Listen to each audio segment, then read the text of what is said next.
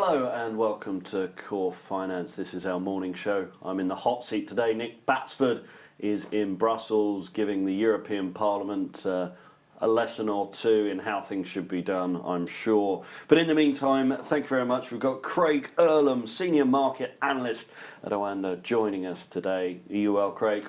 I'm very good. How are you?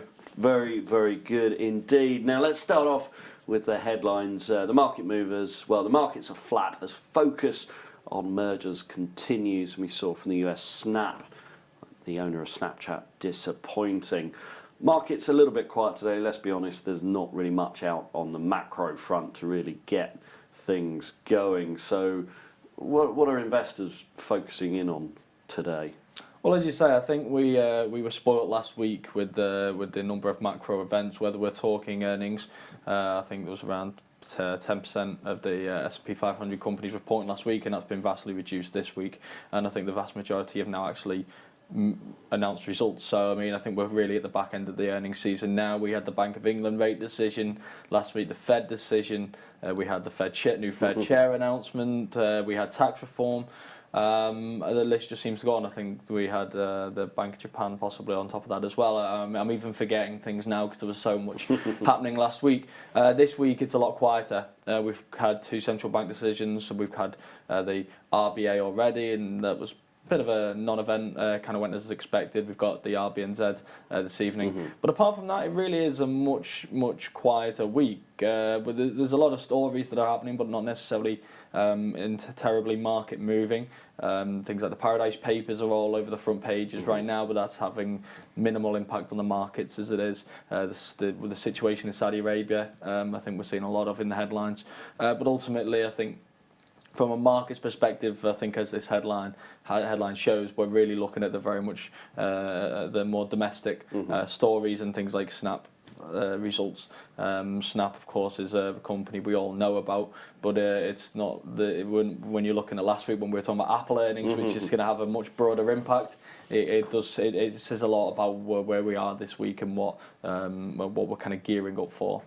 Understood. And we've had this morning Scottish and Southern Energy (SSE) announcing some disappointing numbers, but the shine has been put on the company with regards to their looking to merge with Empower, a German-owned energy company. So it feels like there's consolidation, mergers certainly in that sector. There's talk of a UK government price cap on UK energy, and it feels like these companies now need to probably team up. The big six is now moving to the big five potentially to get value and synergies, and that may be the case, I think, probably for a lot of other companies going into the end of 2017, certainly 2018, when debt is in theory a little bit cheaper than it could be in the next few years. We might see some more mergers and acquisitions taking place, hopefully. Well, we've certainly seen plenty of examples of that over the last few years. Like I said, when debt is so cheap and there's so much demand on boards to deliver results to shareholders, to deliver higher PE ratios. We're certainly seeing more things like mergers and acquisitions, and also share buybacks as a means of achieving this. And like I said, when debt is so cheap, who can blame them? But then that's not going to help the general economy. It's not going to help productivity growth. It's not going to create high quality jobs. If that's where the money is being spent, it's kind of a shortcut route to achieving the end goal. When you're talking about Scottish Southern Energy, we're looking at that merger, and this is the downfall, I think, for Theresa May. I remember when Ed Miliband first announced an energy price cap, and the Conservatives laughed at the idea, saying that this isn't going to resolve the problem. It's a typical Labour solution to a problem, and now that the route that they've gone down hasn't worked, now we've got Theresa May going for this. And ultimately what the Conservatives will have wanted back then is a solution that creates more competition, so that prices naturally get driven lower. We haven't seen more competition, we haven't seen prices being driven lower, and now we've seen this solution, this cap, and all of a sudden the big six looks set to become the big five, and all of a sudden you're saying, well, now this is the reason why they didn't want to approach this in the first place. So it's not an easy solution for the UK government, and I think this is a clear example of the difficulties you'll run into. I saw that these two companies would make up close to a quarter of the UK energy market. Would it pass in terms of competition? I'm not so sure, but it certainly doesn't provide a solution, because this is the extent that the company's having to go to in order to live up, or in order to continue to be profitable at a time when things like caps are being imposed. So I think it's a very difficult situation for the government, but this is, I think, not going to make for good reading for them. Understood. And let's have a look at the Footsie one to watch today. Well, M&S, eagerly anticipated numbers out today. The retail sector not performing well. We had the likes of Next with AB Foods yesterday, actually with some good numbers, but the stock traded down. Just briefly, M&S, good bad story. Is this one of these companies that maybe needs to look at acquisitions or mergers as well? The high street not looking that healthy in the UK. The high street hasn't looked healthy for a long time. The online retailers are certainly killing it at the minute. I think Amazon is causing problems for companies right, left, and centre. Not just talking about the retail space, but the retail space in particular. I know my first port of call when I need an item, if I don't need it immediately, I'll go on Amazon, because you can pretty much find anything on there. And I think a lot of people are doing the same. Now, I don't think the high street experience has completely fallen off. I think when you look at, especially coming into the festive period, I think a lot of people like still to go around the high street and have a browse.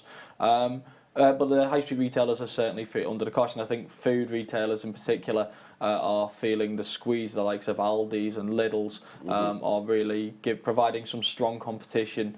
And now they've got the latest issues in respect to higher producer prices, which comes off the back of the weaker sterling. So that's creating issues for them as well. M&S has long had problems with its clothing division. And this is something that they've sought to address over the past year or two, replacing some of their clothes outlets with more food outlets, which was seen to resolve the problem because M&S food division is strong. Problem that we've got with these results right now is that the food division, the like-for-like sales have actually dropped slightly at a time when the other major competitors have seen around 2% growth in their like-for-like food sales.